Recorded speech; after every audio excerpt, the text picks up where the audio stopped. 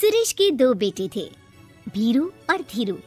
वो अपनी आखिरी वक्त में अपने बिस्तर पर था और उसके दोनों बेटे उसके पास आंखों में आंसू लिए बैठे थे। पिताजी, आप चिंता मत कीजिए, मैं और धीरू है ना, हम आपको कुछ नहीं होने देंगे। हाँ पिताजी, आप बस आराम कीजिए, डॉक्टर अभी आता ही होगा। मेरे बच्चों, मेरा अंतिम समय आ गया है। तुम दोनों मेरी बात ध्यान से सुनो। मैंने वकील से कहकर अपनी जायदाद तुम दोनों में आधी आधी बांट दी है। मेरे जाने के बाद तुम दोनों मिलकर रहना, एक दूसरे के सुख दुख में साथ देना। तुम्हारी माँ की भी यही इच्छा थी। जी पिताजी, आप जैसा कहेंगे हम वैसा ही करेंगे। जी पिताजी, आप जैसा कहेंगे हम वैसा ही करेंगे।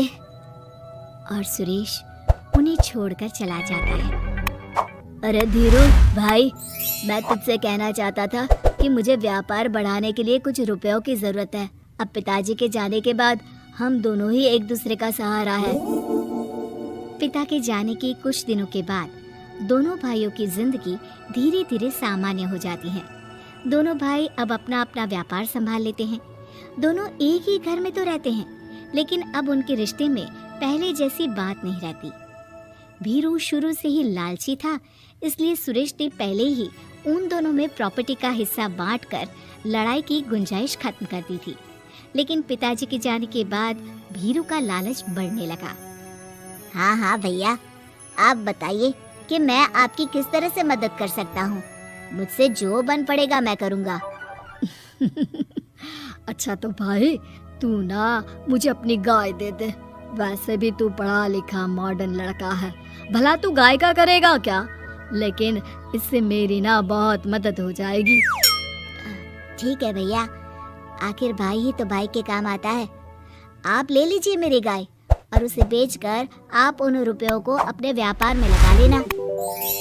बस फिर क्या था, भीरू अपने लालच की वजह से आए दिन धीरू से किसी न किसी बहाने पैसे या कीमती सामान ऐंठता रहता और बेचारा सीधा साधा धीरू उसकी मदद कर दिया करता। इसी तरह 2 साल बीत जाते हैं और दोनों भाई शादी कर लेते हैं। शादी होने के साथ ही अपनी बीवी के कहने पर भीरू अपना हिस्सा अलग कर लेता है। अब दोनों भाई अलग अलग रहने लगते हैं। अरे साधना, ये देखो, मैंने आज ही एक बड़ी डील साइन की है। ये शहर का सबसे बड़ी फैक्ट्री का मालिक है। इसके साथ व्यापार करके मेरे व्यापार में दिन दुनी रात चौगुनी तरक्की होगी। लेकिन इसकी बस एक ही शर्त है, अगर इसे हर हफ्ते सामान की पेमेंट नहीं दूंगा तो मुझे इसे जुर्माने के तौर पर बहुत बड़ी रकम देनी होगी। ये तो बड़ी ही चिंता की बात लगती है जी। अरे चिंता कैसी, मैंने पहले ही हिसाब लगा लिया है। मैं इसे हर हफ्ते पेमेंट भी दूंगा और एडवांस पे ऑर्डर भी, तो फिर चिंता काहे की। पास से गुजर रहा भीरू उन दोनों की सारी बातें सुन लेता है और फिर, अरे राधा, सुनती हो? उस धीरू ने आज एक बहुत बड़ी डील साइन की है। ये सुनकर ना मुझे बहुत बुरा लग रहा है। भीरू उसे सारी बात बताता है। तो ऐसे हाथ पे हाथ रख के गुस्सा करने से क्या होने वाला है? आप तो उस डील की कमजोर कड़ी जानते ही हैं, तो मारिए हथौड़ा। अगले दिन धीरू के घर में चोरी होती है और उसमें उसके वो रुपए भी चले जाते हैं जो धीरू डील के मुताबिक क्लाइंट को देने वाला था। फिर शर्त के हिसाब से धीरू को जुर्माने की रकम देने के लिए अपना घर गिरवी रखना पड़ता है और उसका व्यापार भी बंद हो जाता है। सुनिए जी, आप दिल छोटा मत कीजिए। आप कोई ऐसा बिजनेस कीजिए जिसे आप जल्दी से जमा सके और कम पैसों से भी शुरू कर सके। आप फल सब्जियों का व्यापार शुरू कीजिए। तुम ठीक कहती हो, मैं कल से ही मंडी जाकर सब जानकारी लेकर आता हूँ। उधर भीरू और राधा धीरू की बर्बादी की खुशियाँ मनाने में लग जाते हैं और इधर धीरू खूब मेहनत करके फिर से अपनी आर्थिक हालात पटरी पर ले आता है। लेकिन फिर एक दिन, अजी सुनती हो, तुम यहाँ पर उसके बर्बाद होने की गलत फहमी में खुश हुए जा रहे थे और तुम्हारे भाई का फल सब्जियों का व्यापार बड़ा अच्छा चल निकला है। मैं अभी बाजार में उसकी दुकान देख कर आ रही हूँ। अरे भीड़ लगी हुई थी वहाँ तो। तो फिर जल्दी से अपने खुराफाती दिमाग से कोई आइडिया निकालो इस मुसीबत का। आइडिया तो बहुत अच्छा है मेरे दिमाग में। अपने भाई से कह के इसके गोदाम में चूहे डलवा दूंगी, फिर देखना नजारा। राधा की चालाकी से धीरू का ये काम भी ठप हो जाता है। अब धीरू और उसकी पत्नी के लिए उधार पर जीने के अलावा कुछ नहीं बचा था। बेचारा ईमानदार धीरू अपने भाई भाभी की चालाकी की वजह से बहुत बुरे दिन काट रहा था। मैं तो बिल्कुल बर्बाद हो गया साधना। पिताजी का दिया हुआ अच्छा खासा बिजनेस संभाल रहा था, लेकिन मेरी किस्मत ने मुझे यहाँ लाकर खड़ा कर दिया। अब तो खाने के भी लाले पड़ रहे हैं। कोई नौकरी भी इतनी आसानी से नहीं मिल रही। मुझे माफ कर दो, मेरे साथ रहकर तुम्हें भी ये दिन देखने पड़ रहे हैं। देखिए जी, आप दिल छोटा मत कीजिए। भगवान कोई ना कोई रास्ता जरूर खोल देगा हमारे लिए।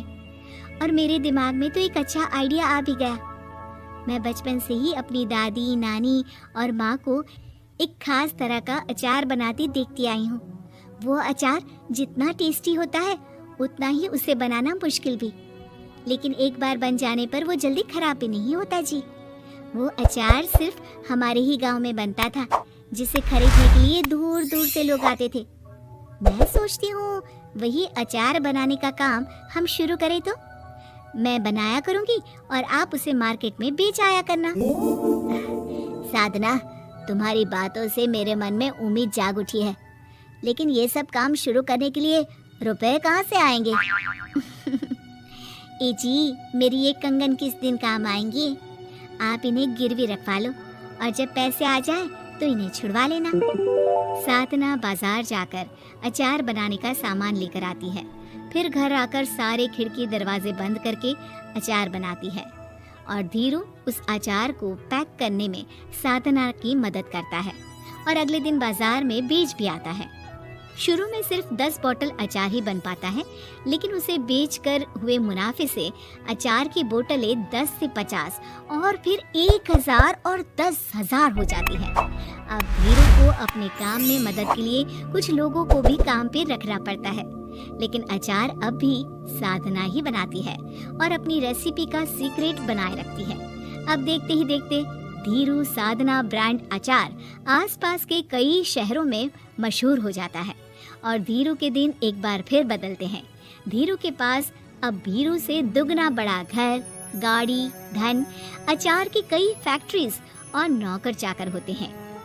धीरू की इतनी तरक्की देखकर भीरू और राधा बुरी तरह से जल भुन जाते हैं, लेकिन अब उनके खिलाफ उनकी कोई चाल कामयाब नहीं होती। सुनिए जी, मैं ना कहती थी कि आप हिम्मत रखिए, एक दिन भगवान हमारे रास्ते जरूर खोल देगा। और देखिए जी, आज हम कहां से कहां आ गए। ये सब तुम्हारे फौलाद जैसे मजबूत मन की वजह से हो पाया है साधना, वरना एक समय मैं तो हिम्मत ही हार चुका था। तुमने न सिर्फ मेरा हौसला बढ़ाया बल्कि बिजनेस में मेरा साथ भी दिया। जहां एक तरफ धीरू और साधना अपनी मेहनत और हौसले से बहुत तरक्की कर चुके थे, वहीं दूसरी तरफ भीरू और राधा के लालच और धोखेबाजी की वजह से वो इनकम टैक्स वालों की नजरों में आ चुके थे। भीरू के एक घर पर इनकम टैक्स वालों का छापा पड़ता है और भीरू को काला धन जमा करने के आरोप में जेल जाना पड़ता है।